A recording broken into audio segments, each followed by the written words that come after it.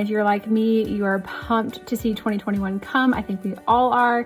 2020 was challenging on so many levels and varying degrees for different people. And so I think the whole world is ready to turn the page on 2020 and see 2021 come. Because of that, you're probably also looking at your budget, which maybe because of the pandemic and different effects from it is going to look different next year. And that includes your marketing budget. So I started thinking a little bit about content marketing and how that plays into your marketing budget and what that looks like. If you're a small business or a startup, your marketing dollars are very, very precious to you. And that is something we completely understand. So I just started thinking about if I was just launching a small business, just launching a startup, or if I was, in the beginning of really getting into marketing, where were the places that I would start and what I would recommend most, and also just some free ways that you can get involved in content marketing without having to do a ton of investment. So I'm just gonna give you a few ways that you can use either a small amount of your budget, your marketing budget, towards content marketing, or some more affordable options if your marketing budget is getting cut due to the pandemic, or maybe it's just one of those things from a business perspective that you've got to make some cuts. Don't cut out actually doing content marketing. It is one of the best long-term investments you can make in your business and in yourself if you are a business owner or manager. I'm going to go through a few different ways that are really helpful. You can still create really, really valuable thought leadership content that is going to help with that lead generation process without breaking the bank. This is going to seem like a really simple thing, and maybe it is obvious and like, duh. But one simple thing that you can do that costs you nothing, just a little bit of time, is to get on Instagram stories, Facebook stories consistently. LinkedIn also just added the story option as well. We'll see kind of how that, looks like in the LinkedIn space. It is a very different form of social media. So we'll see how that goes. But stories are a big part of every social media platform pretty much at this point. And they're one of the most engaged forms of content, maybe not in terms of, like a comment or like an actual written form of content, but they're highly viewed more than other content. Statistically, people, when they get on Instagram, they don't actually start their scroll through their feed first.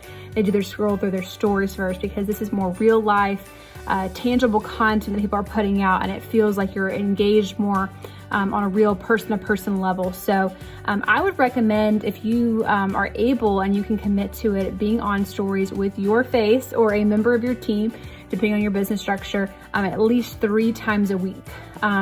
That's a big ask, so maybe start with once or twice a week and then go from there. But it's one of the most engaging forms of media on social media right now, and really can help create a great connection with your business, as well as continuing that brand awareness and putting that thought leadership content out there. You can do it in a few different ways to keep it simple. You can do Content Tip Tuesday. That's something that we do. For instance, it might be, you can put your own little spin on, but like a Tip Tuesday type thing.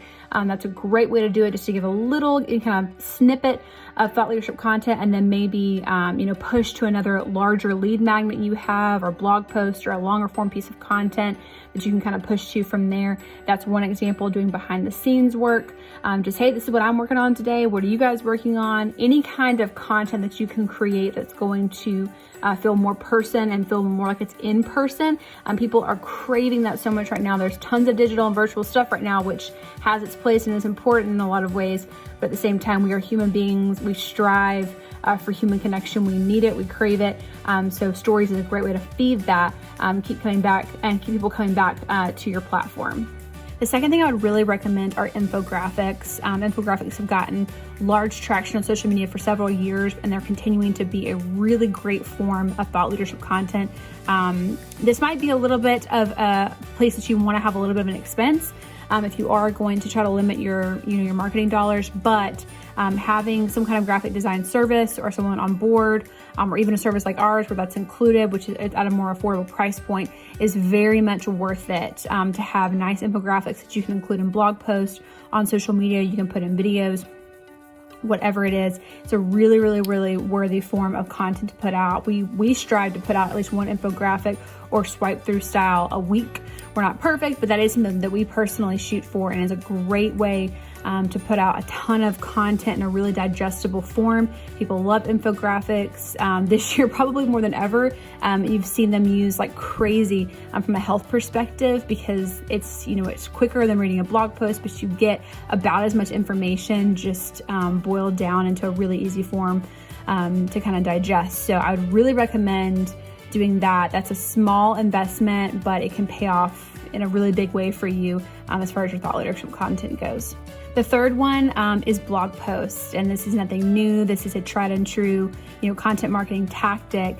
However, why I recommend this is, first of all, they're free in the sense that you can write them yourself. You also can obviously invest again in a company like ours, or in a copywriter, or a content writer who can kind of take your ideas and create them into blog posts. But the beauty of blog posts, that will always be one of my favorite forms of content, is they can turn into so many other things. So if you just have a topic, you do a 500 to 750 word blog post on it. You then turn that into graphics. You can turn that into different captions for social media. You could turn it into a series of stories that you could just be talking about.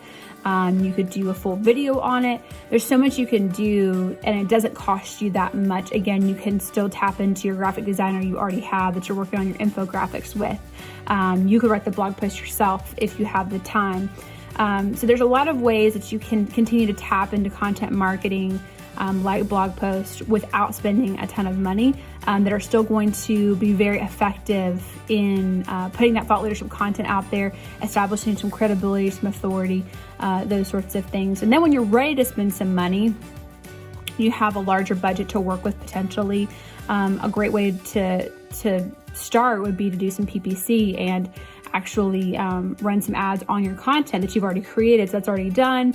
And you can keep reusing that content in different ways and in different forms as time goes on. So it's just a super worthy time investment, not a huge, monetary investment, but definitely worth it if you want to get into content marketing, but don't have as much of a budget to work with as maybe you did before, or you're just not quite there where you can spend a lot. These three: stories, always free; infographics, small investment; and blog posts, free-ish, with a little bit of investment on your part, both time, maybe a little bit of money to turn them into more content. Those are three great places to start. Hope that was helpful, either as you are starting your content marketing journey, or even if you're looking at your budget and you've got to figure out, okay, some things have got to go. Where should we prioritize our dollars?